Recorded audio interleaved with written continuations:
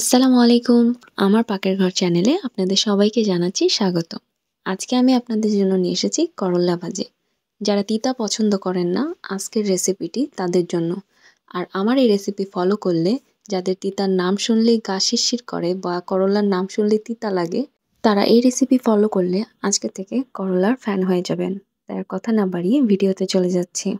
তার জন্য প্রথমে আমি মিডিয়াম আঁচে চুলায় একটি প্যান বসিয়ে দিয়েছি এবং তার মধ্যে 1/4 কাপ তেল দিয়েছি। দিয়ে দিচ্ছি ১ মুঠ পেঁয়াজ এবং ৪-৫টি কাঁচামরিচ।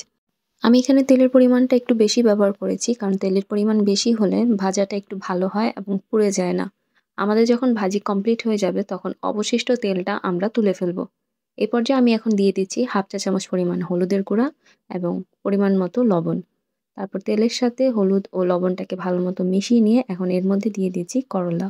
আমি এখানে ৪০০ গ্রামের মতো করলা ব্যবহার করছি এবং যতটুকু পরিমাণ করলা ব্যবহার করেছি তার অর্ধেক পরিমাণ আলু কুচি করে দিয়ে দিয়েছি।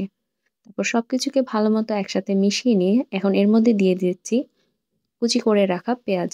যতটুক পরিমাণ আমি আলু ব্যবহার করেছি ঠিক ততটুক পরিমাণ পেঁয়াজ ব্যবহার করেছি। এবার সবকিছুকে একসাথে ভালোমতো মিশিয়ে আমি এটাকে ঢেকে দিচ্ছি ৫ মিনিটের জন্য। ৫ মিনিট পর ঢাকনা তুলে আমি এখন এটাকে আবারও ভালোমতো একটু নেড়ে দিচ্ছি। এ পর্যায়ে ঢেকে দেওয়ার আর কোনো প্রয়োজন নেই। চুলার আঁচটাকে মিডিয়াম টু হাই রেখে এখন এটাকে আমি একদম সেদ্ধ হওয়া পর্যন্ত ভাজা ভাজা করে নিব। করলা ভাজি করার সময় একটা দিক খেয়াল রাখবেন, করলা ভাজি বেশি একটা নাড়াচাড়া করার কোনো প্রয়োজন নেই। তাতে করে এটার তিতা ভাবটা বেরিয়ে আসে। যতটুক পারা যায় কম নেড়ে দিব। এখন আমার করলা ভাজিটা সেদ্ধ হয়ে গেছে এবং এটা ভাজা ভাজা হয়ে এসেছে, তাই আমি এটার যে অবশিষ্ট তেলটা ছিল সেটা তুলে নিয়েছি। আমার করলা ভাজিটা এ পর্যায়ে হয়ে গেছে, আমি এটাকে নামিয়ে পরিবেশন করে নিচ্ছি।